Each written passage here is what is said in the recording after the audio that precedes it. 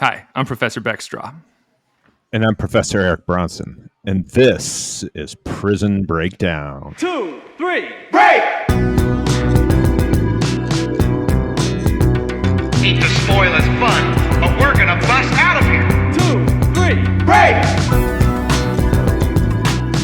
I'm locked in here with you.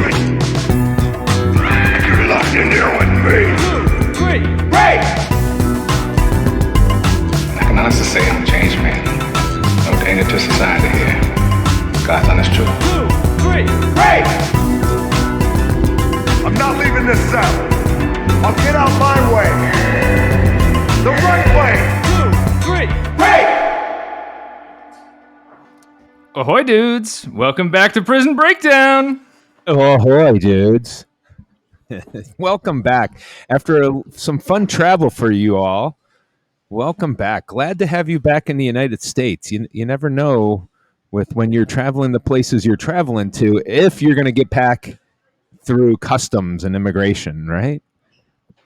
You know, there's been much more of a fuss made of that than I actually experienced. The two times I came back into the country recently from Mexico City and from Colombia, one time there wasn't even a customs agent to meet with us. It was just an iPad saying, "Let me take your photo." It took our photo, and then you just walk. Yeah, because you went up to the iPad and it took a picture. It says, "Oh, ultimate white guy, let him through." He's not, white guy, professor. He's not what we're looking for. My parents had sent me these texts like, "Oh, we're worried with you going out of the country. You want to take Face ID off your phone because you know they can look through all your phone. They can just hold it up to your face and go through anything you have on there." And I'm like, all right. And I'll admit I did take Face ID off right before going through customs, and then absolutely nothing happened. And this time I came back and a custom officer was like, "Hey, where are you coming from? Colombia? Oh, okay, that's cool. Hey, welcome back. Have a good day." Did you have a tourist shirt on, like that tropical shirt you're wearing? No, I had on an Adidas tracksuit. Tracksuit is my new go-to for travel. It is so comfy. Yeah, right. Fine in style. Yeah, no, it also matches. So you look, they're like pajamas for the daytime. Yeah. That's very comfy travel clothing. Yep. Yeah. It's like it's as dapper as it gets for a plane. You look at people there on pajamas and stuff. It's disgraceful. Right. And then everybody's like, "Are you a member of DMC?" Yeah. I obviously say yes. Yeah, of course. Absolutely. That's good yes. stuff. Where have your travels taken you this summer, Eric? It sounds like you're in a pub.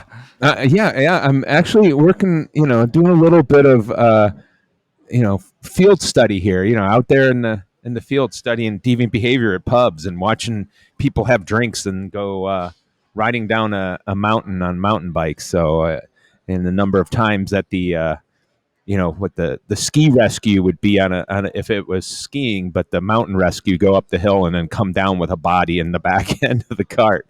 As long as it's not my kids or any of his friends, that they're okay to go drink and then do that. But hopefully they don't come down the mountain with one of the kids I'm responsible for. Yeah, I bet. Yeah. Did you see any gnarly injuries while you're there? Last time I was here, I saw somebody that looked like they had either broken their collarbone or separated their shoulder. Yeah.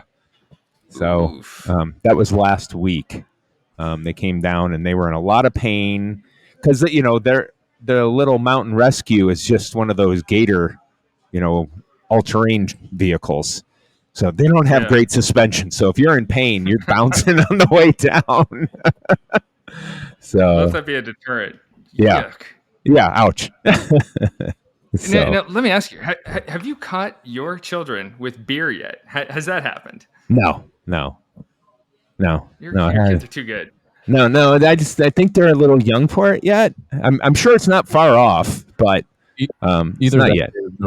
Either that or they're already onto the harder stuff. Yeah. You said beer. Yeah, you didn't say Jameson. You said beer. Yeah, nothing yet. So, but I'm sure we're not far off.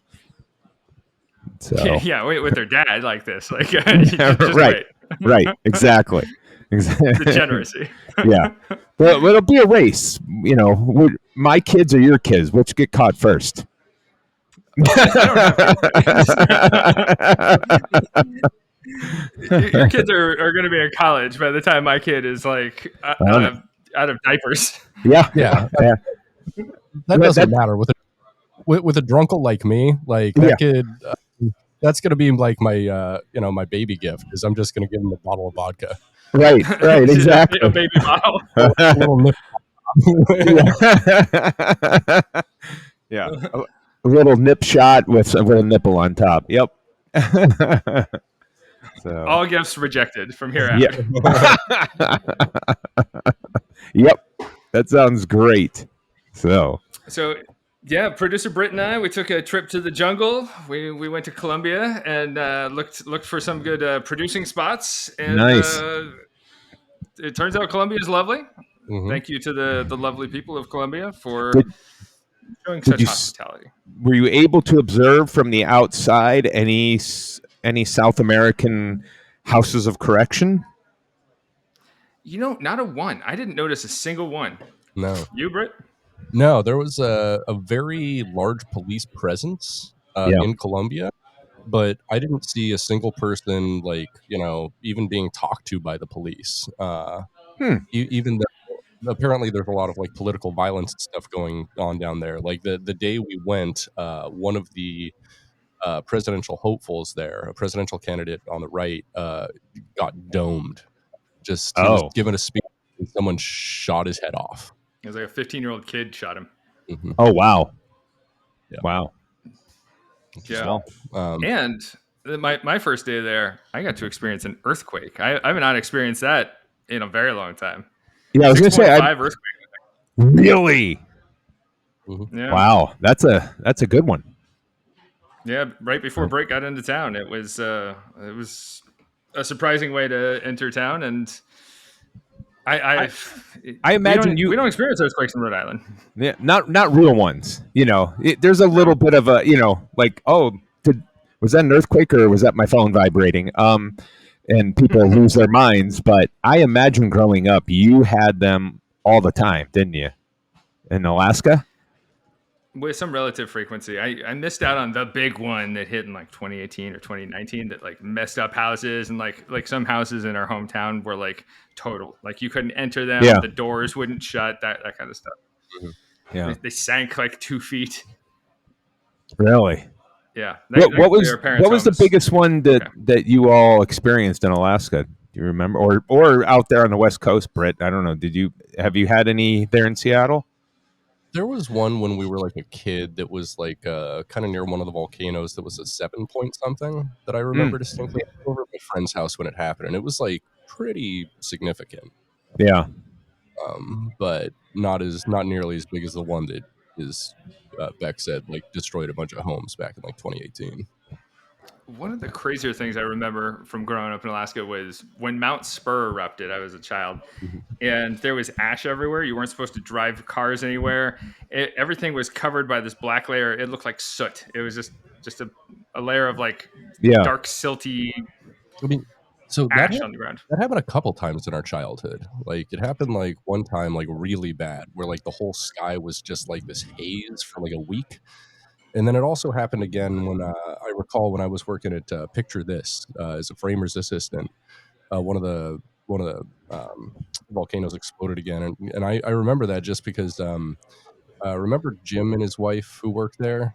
God, I love Jim and Carol. Carol, yeah. They came to work in their Subaru one day, and it was just covered in black ash, the sticky black ash that they could not get off their car. It was wild. Well, so that's my question. Do things shut down for a few days during the when after the eruption, or they can, yeah.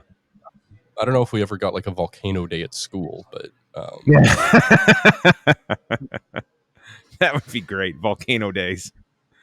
Oh boy! Yeah. Being a child who was fed too much Law and Order in his diet, I wanted to be a cop for a long time growing up, and I mentioned that to this framer Jim one time, and every time I'd come in, he'd go, "Detective Beck." Nice. I was like that. That's such a nice touch, having like a nickname from a coworker like that. Yeah. Mm-hmm. Eric, give me a good nickname. Oh, there are lots of nicknames I have for you.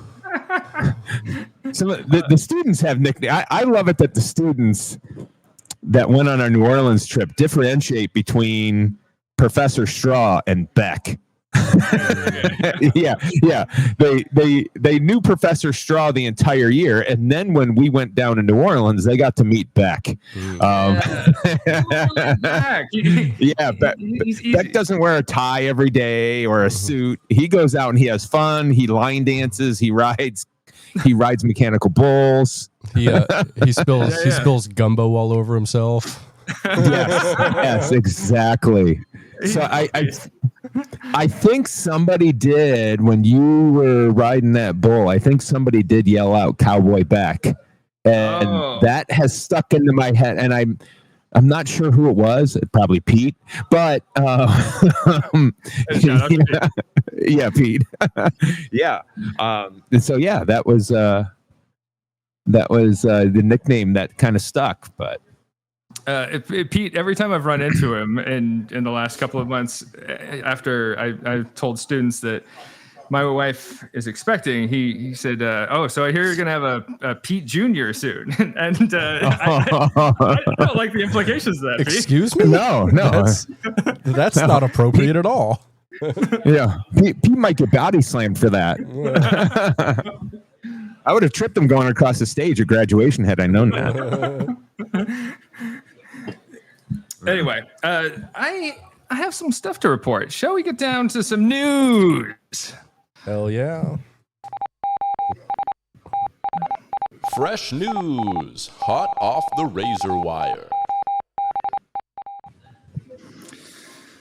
So, at this point, we are recording on June 19th, and it's been over a month since the May 16th jailbreak of 10 Orleans Parish inmates that we reported on in our last couple of episodes. They removed the toilet, they went through the wall behind the toilet, they jumped a fence, and 10 inmates escaped, right? And there's 2 still on the run. Antoine Massey and Derek Groves, ages 32 and 27, respectively. And as a reminder, for anyone unfamiliar, Massey was booked on charges of motor vehicle theft and domestic abuse battery involving strangulation. And he's also wanted by St. Tammany Parish on suspicion of kidnapping and rape. Groves had been convicted on second-degree murder on the deaths of 2 men at the 2018 Mardi Gras. He also pleaded guilty to 2 counts of manslaughter in separate cases. So this guy is dangerous. Since their escape, the Orleans Parish Sheriff, Susan Hudson, she's been on some real scrutiny for her oversight of the jail. There's been criticism lobbied at like the condition of the jail. The jail's only 9 years old, but apparently not in great condition. People are saying she's not doing great at managing employees. And there was also a lot of time lapse between the escape and when the sheriff's office actually decided to notify the public. Now, Hudson says she hasn't received adequate funding for the jail, but she has still suspended her campaign for re-election as sheriff following this jailbreak because public polling has put her approval rating below 20%. Whoa, that is pretty low. Yeah, you don't have a shot if you're sub 20%. No, and I am willing to go out on a limb here and be shocked that Louisiana is not properly funding their jail. I mean, obviously that's a problem, and we could definitely see that happening. But the other issues, I would definitely say, yeah, if you're not notifying the public or law enforcement that, hey, we got somebody that that's escaped, and 9 more individuals went with this person, so we have 10 out, or you're not managing properly, that's on her. But the funding is that's just a problem throughout the South. So I find that I can't really put that one on her, and I'm certain that's the problem that exists down there.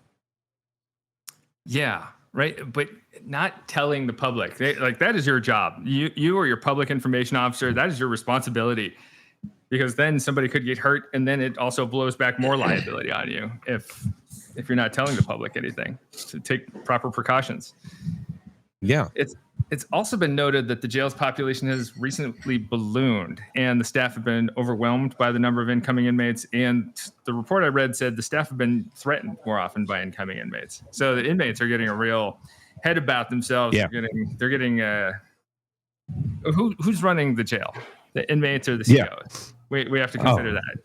Yeah, exactly. Well, and if it has ballooned, the inmates and whatever gang they're affiliated with is running the jail, because those jails really unstable. They don't have set hierarchies, and when people are coming in trying to establish themselves as being tough or being having access to contraband and wanting their contraband to move, that not good things are going to happen inside the jail. And if we got somebody who's trying to squash that, they're going to get themselves in a little bit of trouble. Yes, exactly. There has to be some proper order taken in this jail. I'm a law and order guy, but if you're going to run a jail properly, there has to be some kind of hierarchical management, and it doesn't sound like they're instituting that at all. No.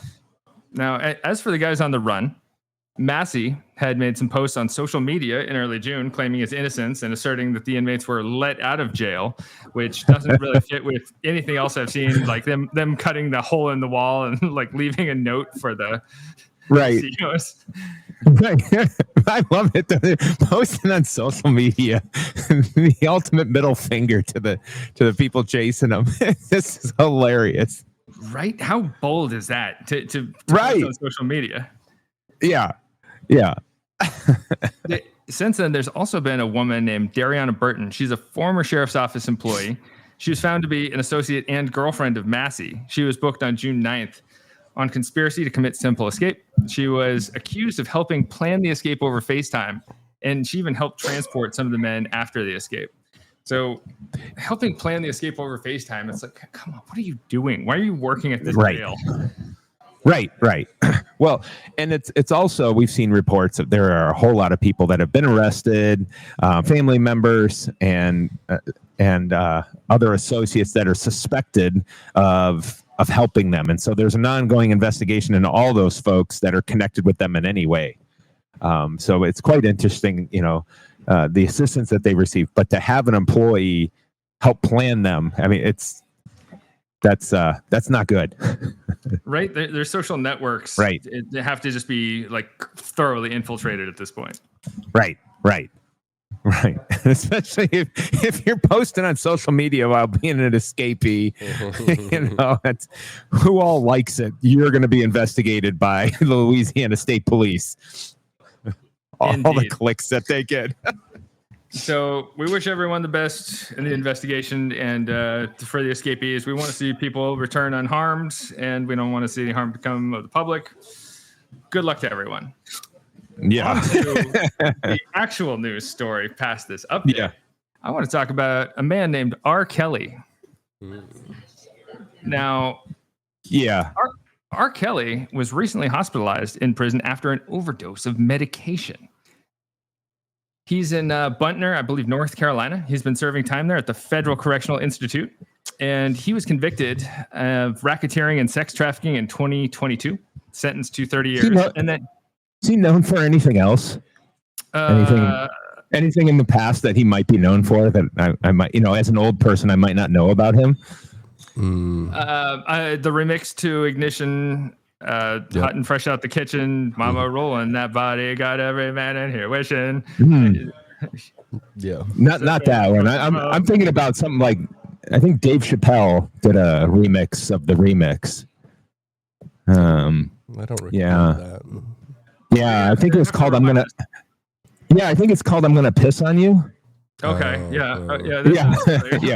Okay. That's okay. I just want to make sure. Yeah. So there was a P tape with an underage girl. Yeah. Allegedly, I don't know if found substantiated in court or not. But that has nothing. I was going to say that has nothing to do with what he's being locked up for now. No. So he's doing 30 on racketeering and sex trafficking. Racketeering. Yep. And a Chicago court also sentenced him to 20 years in 2023, with that sentence to be served concurrently. And the allegations are all documented in Surviving R. Kelly, which is a documentary Britt turned me on to. Britt, what can you tell us about R. Kelly and what he did that came out in that documentary? R. Kelly is an absolute monster. And I guess what can you say about R. Kelly that hasn't already been said about P. Diddy? Both just absolute, like, way too powerful in the industry, friggin' perverts. You know, they were given like a clean pass for a good like 20 to 30 years to just do whatever they wanted because, you know, they were famous and had so much power in their industry. R. Kelly is he's done some real bad things to a lot of people who didn't deserve it and a lot of very young people who didn't deserve it. I mean, no one deserves SA, but gross. So R. Kelly hospitalized after this overdose of medication, and Kelly is 58 years old, and he's claiming that prison staff is putting him in danger. His lawyer has asserted that this is an assassination attempt. So on Friday, R. Kelly's in his cell. He's in solitary confinement. He's seeing black spots, and he felt faint. And he crawled to the door of his cell and lost consciousness. And he wakes up in the ambulance just long enough to hear a CO say, "This is going to open a whole new can of worms." And at the hospital, he allegedly learned he'd been given an overdose quantity of medications that threatened his life. And the filings in the court also alleged that doctors found blood clots in Kelly's legs and his lungs. He was at the Duke University Hospital in Durham, North Carolina. And his attorney, Bo Brinkley, spoke with media outlets last week, indicating that his client, R. Kelly, is currently seeking a presidential pardon. Saying Trump is the only one who can save his life because he is being targeted by corrections officers. Well, he clearly, I mean, all right, let's say he pays Trump enough and that Trump will give him the pardon. He still has to go back to Illinois and serve the sentence there. Right. True. Exactly. It's not going to matter a whole lot. Right. I mean, it'll knock 10 years off, right? Because he's got 30 from the feds and he's got 20 from Illinois. Yeah. So, but anyways,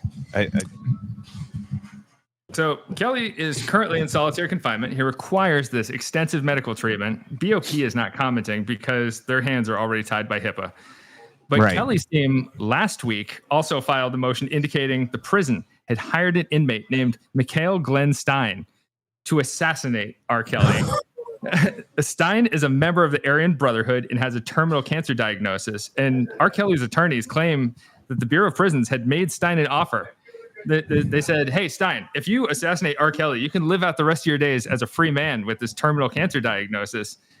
And federal prosecutors are calling these claims fanciful and theatrical, saying that Kelly's motions make a mockery of the harm suffered by Kelly's victims and accuse him of being a master manipulator.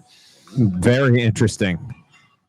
That, I mean, there's the you know, the Lifetime show right there is what's been accused for this white supremacist to supposedly be a hitman, not the story of R. Kelly. I mean, come on, that's a better movie than the R. Kelly story, I think. Let's focus on who he's dreamt up to be his assassin. Yeah, right? Like that's so much more interesting than R. Kelly overdosing. It feels like they're just trying to pull as much as they can out of thin air to make to paint some kind of conspiratorial picture, because they also know that Trump is not a stranger to conspiracy theories. Right. Huh. I wonder. Willing to find that. I wonder if this white supremacist, I wonder if he's a member of the Aryan Brotherhood or, Oh, he is. Yeah. He is a member of the Aryan Brotherhood. Okay. All right. Well, that might go against who, the Proud Boys and what they want. You can't, go against that. You might not get that pardon. Right. Maybe R. Kelly, with his past, not only has a little bit of money to throw at Trump, but also, hey, I won't say anything about being on Epstein's plane with you. Mm-hmm. There should be enough people to Wait, why is Epstein still like in the news? I don't know. Yeah. And well, here's the we all know who went. I mean, there's enough info about who went. I mean, it's not a secret. Epstein is still in the news because the case is still completely unresolved. Like, we have resolution for Epstein, but nobody who went to his island, like no one else besides Maxine Gaswell, has actually faced, retribution and consequences for this. Right. He's been dead for 6 years, though. Prince Andrew is still walking free, and there's no doubt that he did some real messed up stuff. Right. So, to me, that the whole thing about it, though, is that something that R. Kelly could actually use if he went? I don't know if he's on that list. If he went there. Is that something that he might say, hey, I'll deny that you were ever there, and along with, here's 10 million. Can I get a pardon? At the same time, him admitting that he was there opens him up for more prosecution. Yeah. But I think the most unusual one is still for the whole, in terms of that list, the most unusual one is Stephen Hawking. Sorry. Right. Yeah, that was the one nobody expected. Nobody saw it coming. Right. Here's my impression of Stephen Hawking on Little St. James. Hey, Jeffrey. I like little girls. Give me a little girl. Okay, there we go. Yeah. No, awful. Not inspired. No. I thought it was pretty good. Oh, boy. Well, Iraq, shall we move on to the main events? Yeah, let's get to this main event. Oh, now it's time to hear a new topic. We'll prison breakdown for you. So grab a chair and grab a beer and bring your kids and pitch a tent. We're so glad that you're here. Yeah, it's time for the main event.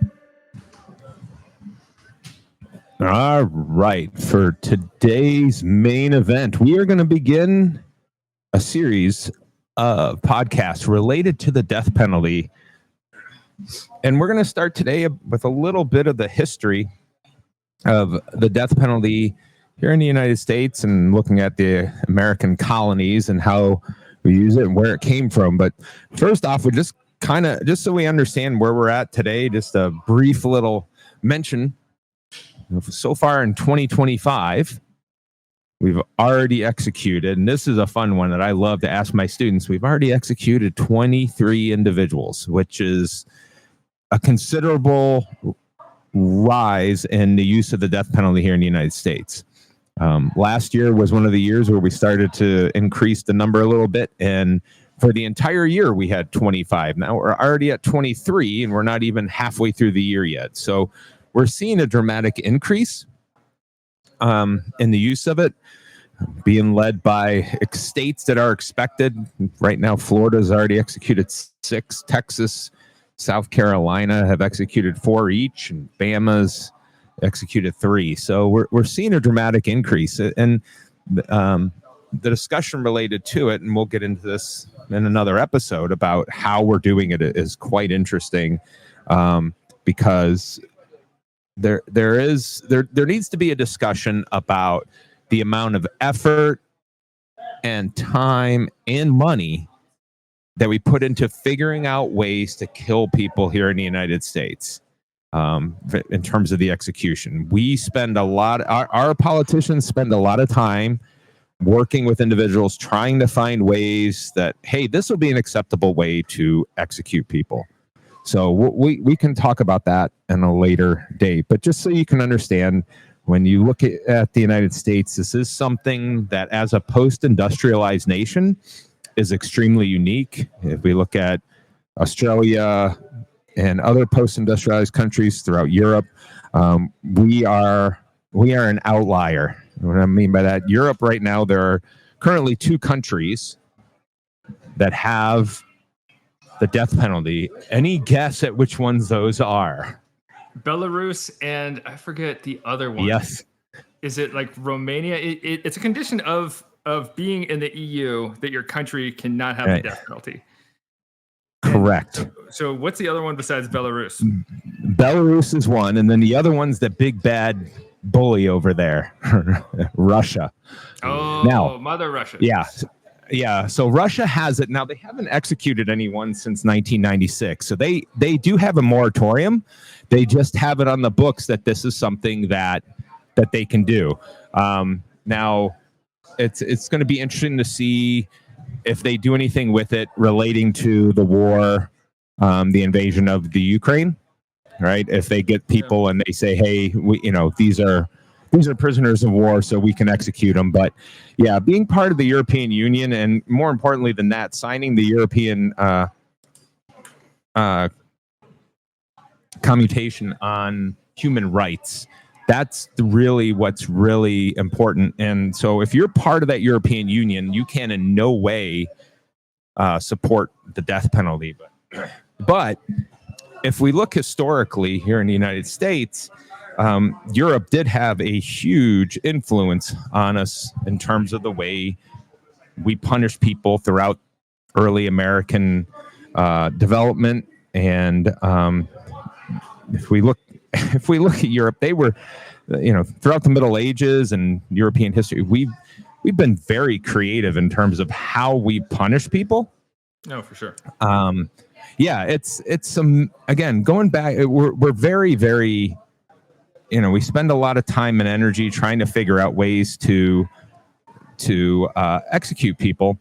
I will say that one thing that we have had is the Eighth Amendment has been a protection so that people aren't tortured to death. So there's at least that. At least in theory, people are not tortured. Right, and exactly. Yeah. That's part of what we're looking at. But if we look at the justifications for punishing people and what led to that development of our amendments in the Constitution. Excuse me. The justifications we've had for punishments, the first one really that historically has lasted the longest is that of retribution. And, we also have deterrence, rehabilitation, and capacitation, but retribution has always been employed as the justification for the death penalty. And that comes from the idea of what's called Lex Talionis, from the Code of Hammurabi that was from 1755 through 1750 in BC. It's like the oldest known writing that we found anywhere, right? Like the Code of Hammurabi is like the first code of laws that we have ever found. Right, correct. And there were several crimes that you could be executed for. And what this was really looking at and really explained is the law of exact retaliation or reciprocal justice, right? And that gave us this idea that it was life for life, and the idea of reciprocal justice comes from life for life and eye for eye, tooth for tooth, hand for hand, foot for foot. So, some equivalency here. Now, it's important to understand that there was very much a social hierarchy in reciprocal justice, meaning that if, let's say, if a slave owner were to injure a slave in some way. So, for instance, if they would knock out the tooth, this seems to be a big one in these. They were very concerned with people losing teeth. But if they were to knock out the tooth, the slave could be freed as some type of repayment for their injuries, but the owner would pay no other consequences for that action. All right. On the other hand, if the slave were to knock out the tooth of the owner, most likely they would be put to death. So it was it was the first attempt at trying to standardize punishment, but it wasn't bias built into it. Right. And one fun fact I'd like to assert about the Code of Hammurabi is it actually asserted the death penalty for bartenders who watered down drinks. Yes. If Here. If you're a bartender caught watering down drinks, you get the death penalty. That's crazy fun fact. Yeah. Well, yeah, it's that's something. If we're gonna start using this thing, let's start using it for real important stuff like that. Rather than for murder. If you're real criminals. Right. If you're skimping on the number of pickles on a burger, or if you're watering down drinks, oof. If you're selling dirt weed to people, it's like a oregano. Right. So,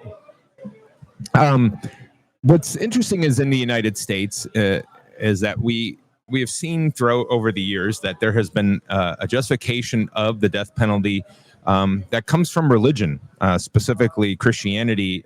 Uses the Bible in Exodus chapter 21, and they point to verses 23 to 27 and how much that justifies it. But that chapter 21 is really what gets into this, starting to set up some type of social hierarchy and what's allowed and what people can get away with.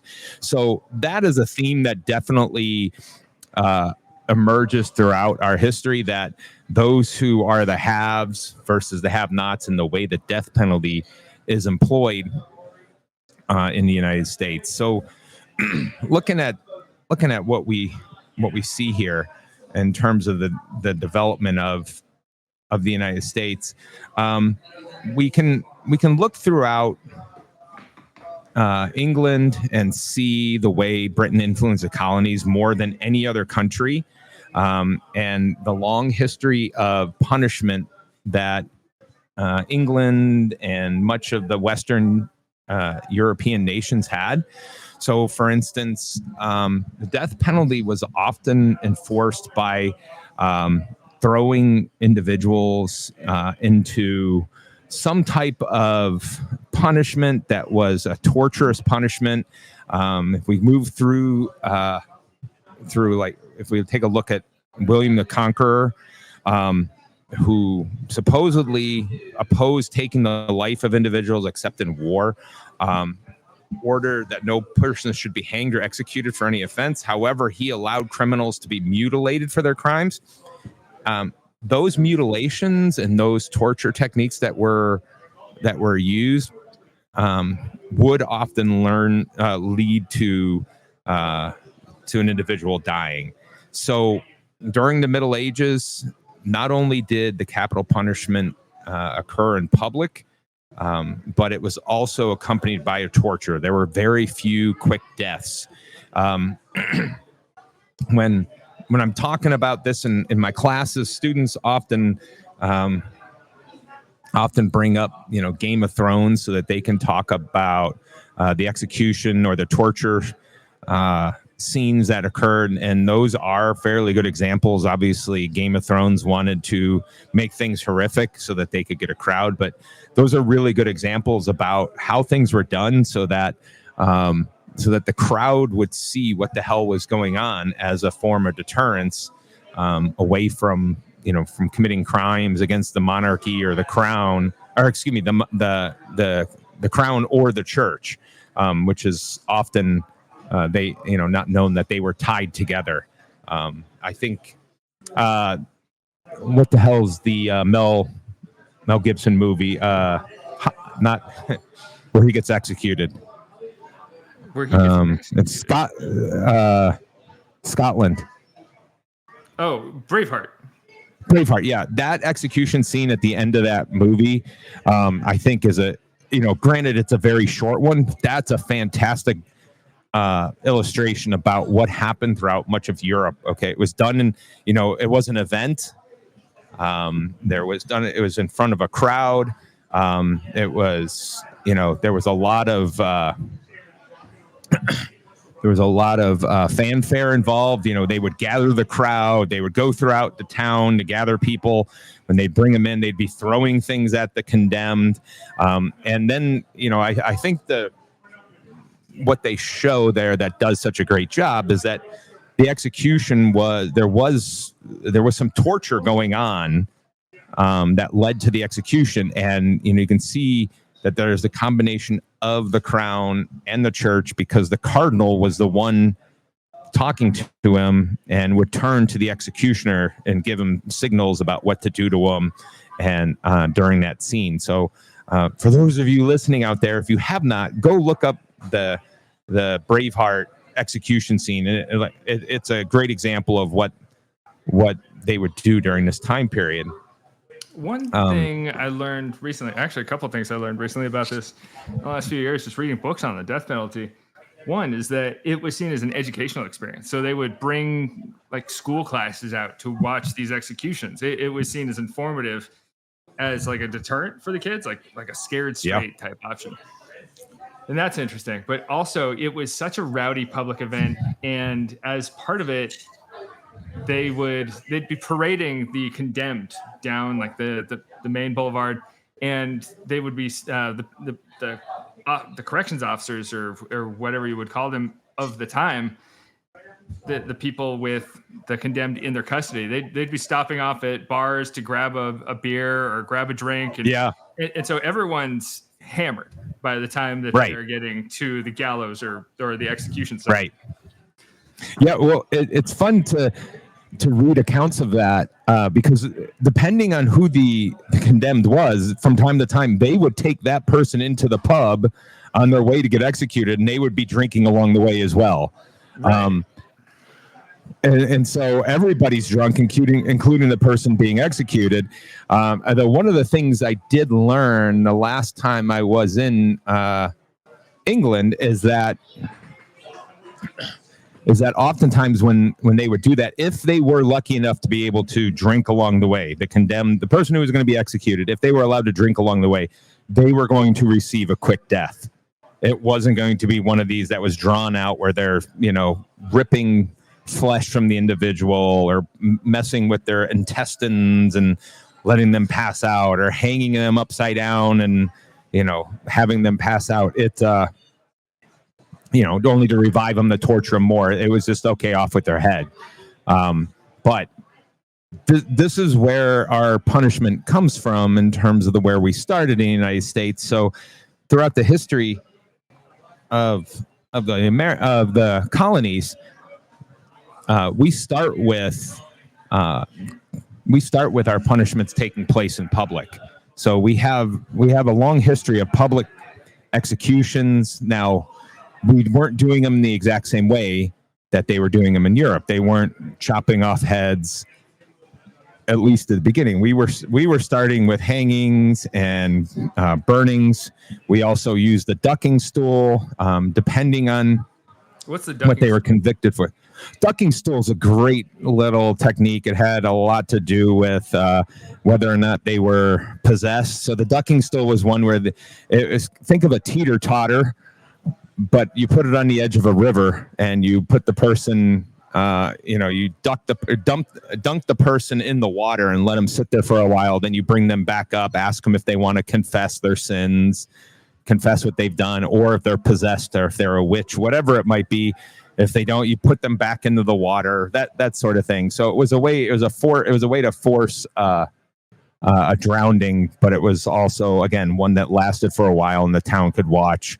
Where the individual was going to die, kind of similar to, throwing the person into the water with stones tied to them. Because if they were able to float and live, well, then they're a witch. If they drown, oops, we made a mistake. But these were all things that they would use in public, just as you said, not only to educate your children, but to educate the town. Here's what's going to happen to you if you do these things. And drowning is so interesting in that it's one of those, like, any form of execution is violent, but drowning has this perception of being non-violent. If you're watching somebody strapped to a teeter-totter, you're watching them pass out over time. It's not so vicious and so brutal, like chopping someone's head off, or watching somebody like strangling and like while they're being hung, something like that. Yes. It seems almost peaceful, like a lethal injection, where somebody just goes off into the night, and it's all a trick. It's a trick. Yeah. Like that is made to. It's done to make us think, oh, this is peaceful justice, because people are uncomfortable with brutality. Right. And so that's something I think when we get to that episode on techniques that we use, we're going to spend a lot of time talking about the spectacle that's created. And the reduction of the spectacle makes the crowd or the witnesses feel as if it's peaceful, versus what we used to do, where we would do it in public. Now we hide our punishments and we do it to a small group, and we try and do it in a way that reduces the spectacle of the execution, so therefore it's not considered cruel and unusual. So if you look at support for the death penalty, it's at its lowest point right now that it's been since like the 1970s. I think it's like something like 50% of people support it and 45% of people do not support it. Something around there with some margin of error. Yeah. But I doubt that we would see levels of support as high as they are if we did still implement some forms of like more brutal violence when it comes to executions, because people are so uncomfortable with it. So it's lawmakers trying to trick the public into thinking that we found the most painless way. This is going to bring this finality. It's going to bring closure to the victim, and this idea of closure is some real made up bullshit that is been used for the marketing of the death penalty. It's been used to like launder the death penalty to the American public. Absolutely. So yes, so we got so much to talk about related to the death penalty. But so if we look the early English American colonies, the first recorded execution was in 1608, when officials executed George Kendall of Virginia for supposedly plotting to betray the British to the Spanish. So we go back all the way to 1608, and then 1612, the governor of Virginia, Thomas Dale, implemented the divine, moral, and martial laws that made the death penalty for even minor offenses, such as stealing simple little things such as food. Specifically, it mentions grapes in the writing, killing chickens or cows or dogs or horses without permission, or the interesting one, trading with Indians would lead to punishable by death. Wow. Stealing grapes was an interesting one though too. Like that's such a minor offense. Right. So, and again, if you think about what those, that's a real variety of crimes there in terms of what was allowed, trading without it being, given permission or with Indians. That's an interesting one as well. Just trying to make sure that that those individuals cannot get anything to get ahead, that sort of thing. So, and I'm sure when we talk about the hierarchy, individuals who are doing this were down at the bottom, who are being convicted of these types of crimes, were way down at the bottom of the hierarchy of the social system here in the United States, or the early Americas, excuse me, because we weren't the United States then, right? No, we're the colonies, baby. Right. So this was established, and in 1622, the first illegal execution of a criminal, Daniel Frank, again in Virginia, executed for the crime of theft. So if we look at this spread, and some of these colonies were very strict on their use of the death penalties, while others were much less so.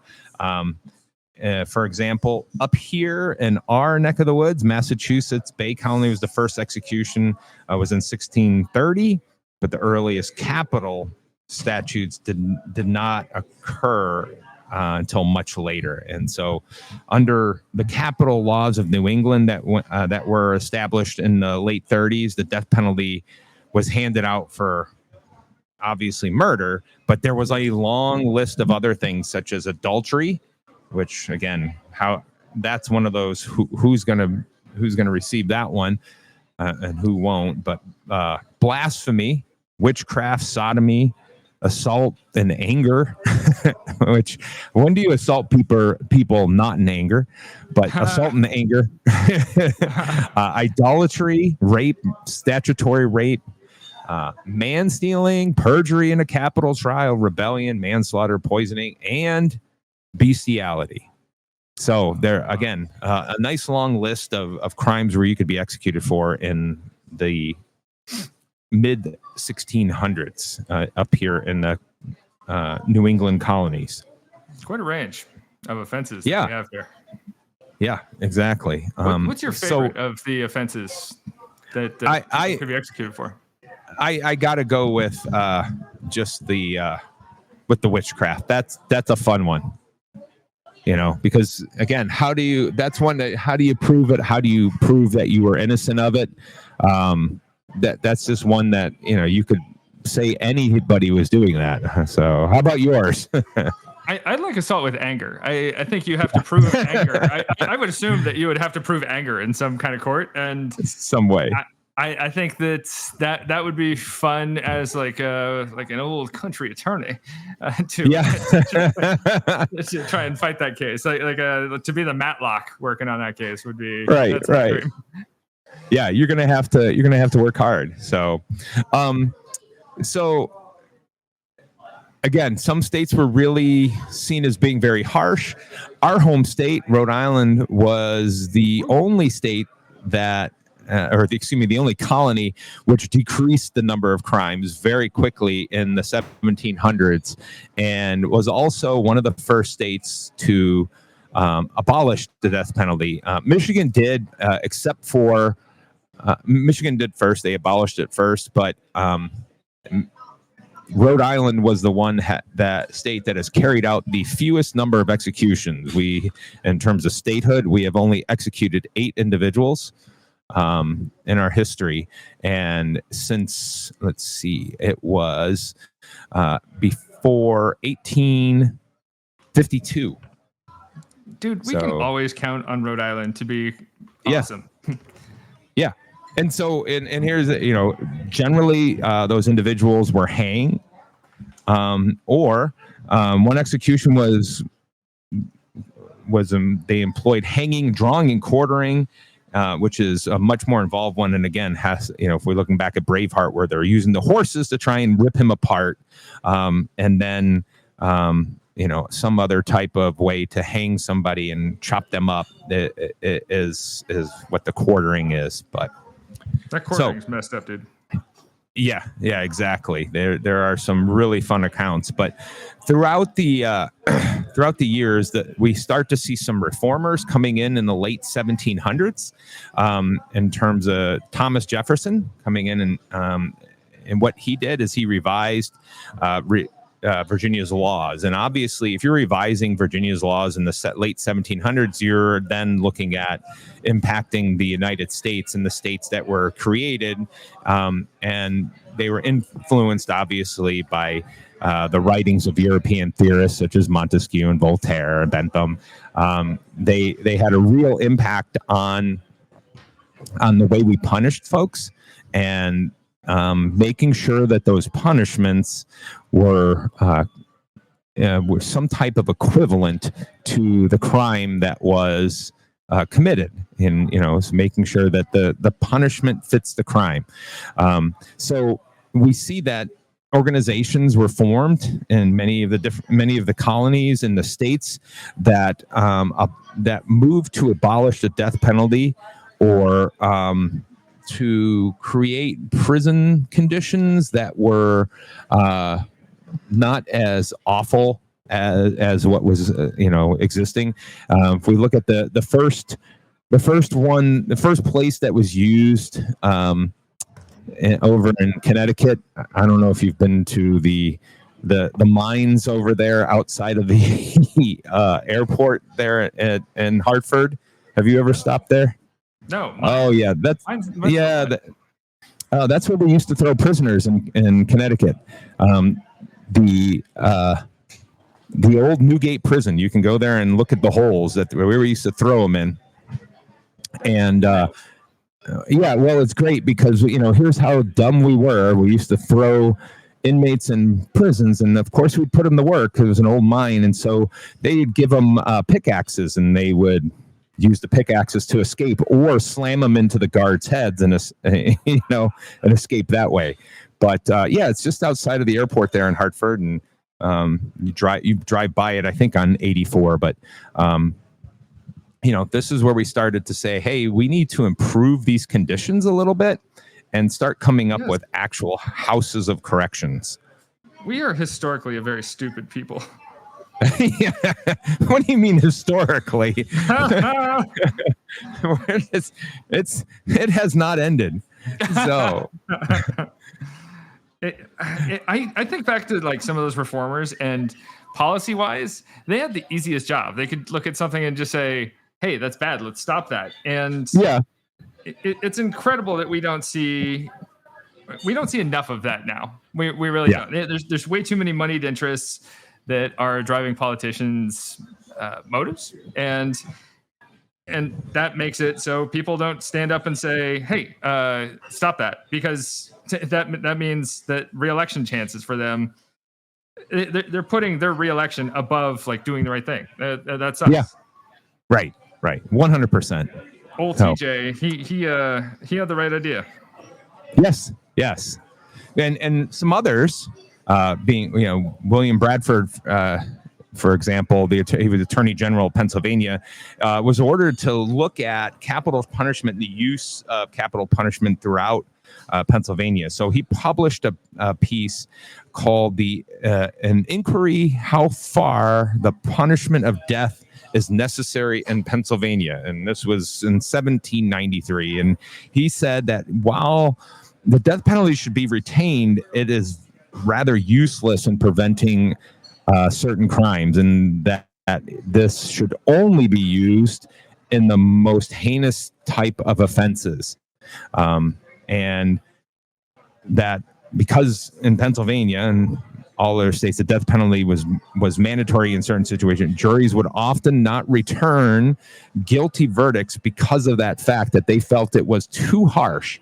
And so therefore, it needs to be used for crimes that are only in the first degree. So this is where we start to see, for the first time, crime is being doled out in degrees in the United States.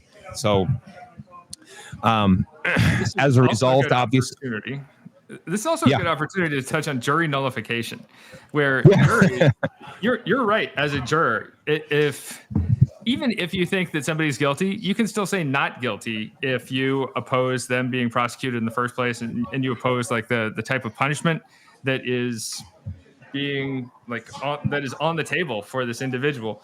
You can say not guilty, and it is your right to do that as a juror, to let the person off. Now, judges used to inform juries of this, and then they got skittish over time because they're worried about jurors letting people off.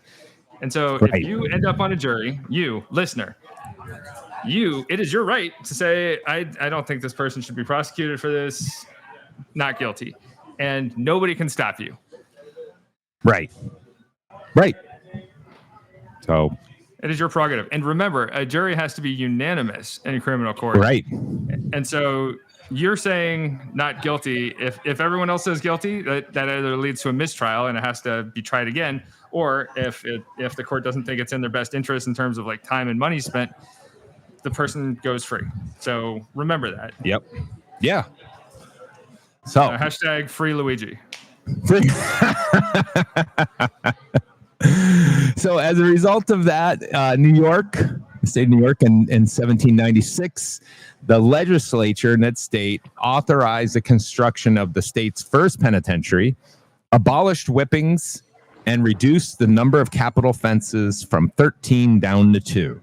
Followed quickly rape and murder. So this was followed quickly by Kentucky and Virginia passing similar bills, and then eventually this created a landslide in the early 1800s, where Vermont, New Hampshire, Ohio.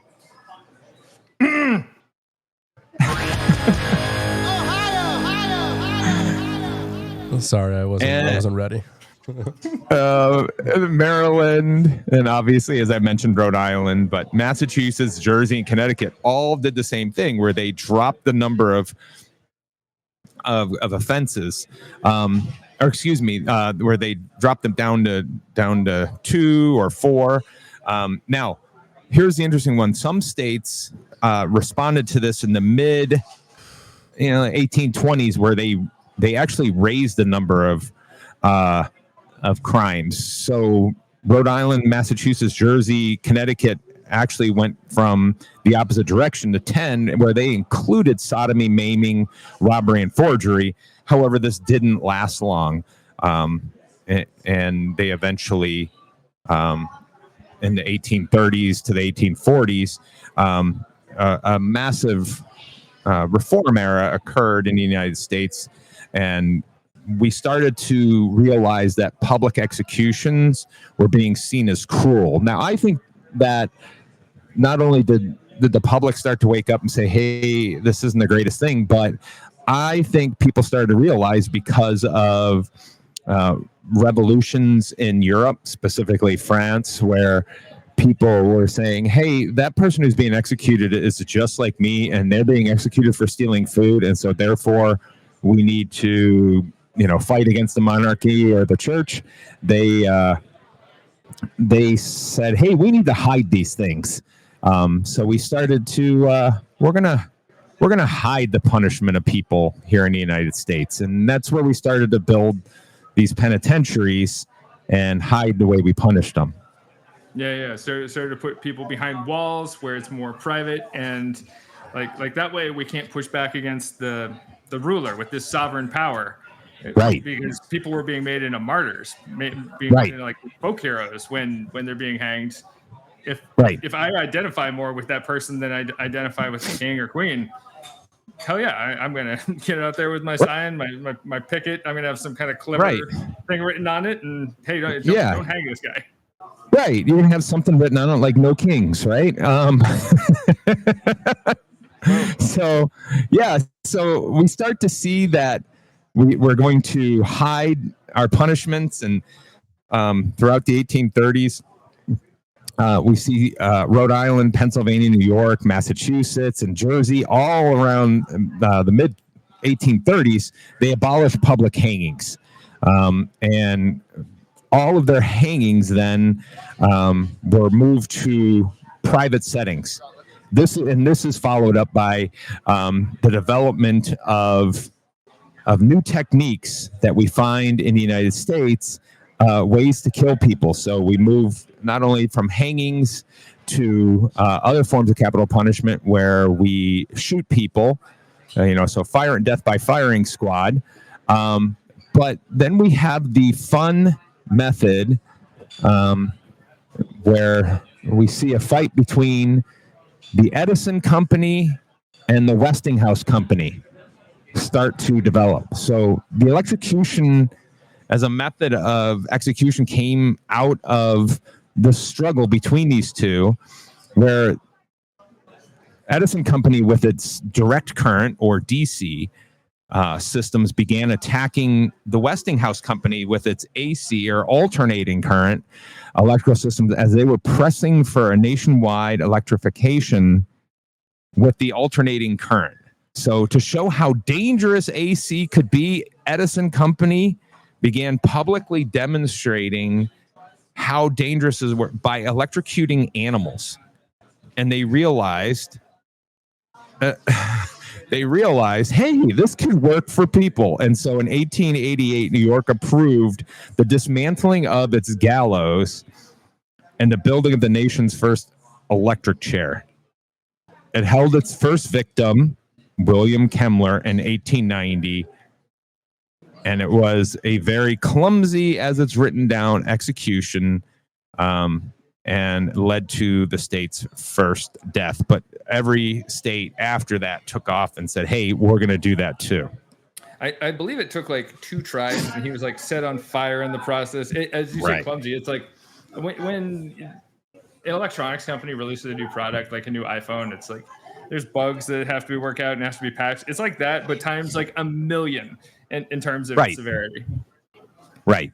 Well, and we've, since we've had, the last few electrocutions that were administered in Florida, where the individual's caught on fire, and that's a big part of the reason that we no longer see Florida willing to use their electric chair, because this then gets into that argument about the spectacle that's created during the execution. If there's flames shooting off somebody that reach the ceiling of the electrocution chamber, the people in the crowd are going to say, hey, this is cruel and unusual. Going from there, we see another big reform that moves throughout the early 1900s when, based off of a bill passed by the U.S. Congress in 1897, reducing the number of federal crimes that an individual could be put to death for. So, we look at a reduction in the number of crimes. We also see several states throughout the Midwest that abolish the death penalty and remove or reduce the number of crimes. So we're moving in a direction where the only cases or the only crimes where you can be put to death for are murder, rape, and treason. So, treason is a good one, right? So we and that's what Michigan held on to, the only one they hold on to, but they didn't have anybody that was guilty of treason during that time period. So it was no. Yeah, you don't see that very often, but there were obviously states that fought against this. A great one, for example, is my old state of Texas. And so the great governor of the state of Texas, Alan Shivers, moved for and tried very hard to get capital punishment to be the penalty for membership of the Communist Party. Yeah. Wow. Yeah, exactly. So, and this raged on throughout the United States, where we'd see a reduction until the mid 1950s. Okay, so during the 50s and 60s, we saw a tremendous expansion of the use of the death penalty as a response to civil rights movement until 1972 court case, Furman v. Georgia, which we see several cases that were struck down and related to the use of the death penalty in the United States. But we will pick that up next time in our next death penalty discussion on our podcast. Indeed. And so here we are going to move to this wonderful thing called the Movie Minute. Movie minute. 60 seconds with producer Britt to talk about movies. Movie Minute. All right, let's put 60 seconds on the clock. So, Woman of the Hour from 2023 is the directorial debut from actress Anna Kendrick, with a script by relative newcomer Ian McDonald. The film is the tale of the real-life dating game killer, a man by the name of Rodney Alcala, who was convicted of 5 murders between 1977 and 1979. Although the duration and enumeration of his murders is thought to be much higher, perhaps as high as 130 people. The film alternates between moments in Alcala's killing spree and the life of Cheryl Bradshaw, played by Kendrick herself, with the stories converging when Cheryl participates in the dating game and meets and chooses Alcala. I enjoyed the heck out of this film. It's great. Especially for a directorial debut, the film is remarkably well done. More than competent cinematography, great pacing, really good performances, great location scouting, very believable costuming, especially for an era piece. Everything just worked. The film also has a lot to say, subtly exploring misogyny and sexism without being too ham-fisted about it. All in all, pretty good film. I'd recommend it. 3.5 out of 5 soups. Actually, you know what? For a directorial debut, I'm giving this 4 solid soups. I look forward to seeing what Miss Kendrick does next. All right. And that's the movie minute for the week. Judge Strah or Bronson, do you have a movie to sentence me to next time? You know, this week marks the 50th anniversary of Jaws. Okay. But that one would be completely inappropriate because it's such a damn good movie. Mm. So you're saying Jaws 3 or Jaws 3D then? That's a good punishment. Right. Or is there a Jaws 4? Yeah, I think the real bad one is supposed to be Jaws 3D. Yeah. Michael Caine, one of my favorite quotes of all time comes from Michael Caine, who was in that movie.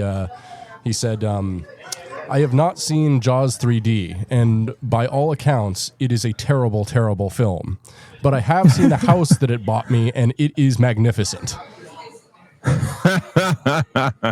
Well, that's Jaws 4. That's Jaws the Revenge. Jaws 4? That you're referring Okay. to. Jaws, okay. Jaws 3D might be too good. So no, both of them are supposed to be 4. miserable. Jaws okay. I was going to say I did see Jaws 3D in movie theaters when I was a kid. Yeah. About it. Oh yeah, when that fish exploded and fish guts came at me, boy, that was exciting stuff when you're a little kid and growing up and you see a part of a fish bone or something. That was exciting. But obviously it was nowhere near as good as the movie Jaws. Mm-hmm. So all right, well, I guess it's Jaws the Revenge for next time. Let's make it happen. All right. And I like leaving off on a cliffhanger on the death penalty. We learned a lot here today. One thing I didn't get to comment on was Governor Shivers wanting to execute people for believing in communism. Nobody should be executed for your beliefs. You may have some really stupid shit you believe. And there's so many people out there who believe some really dumb shit I don't agree with. Nobody should be executed. Right. No, so some people should definitely not. Some people should get punched in the face for their beliefs, but right.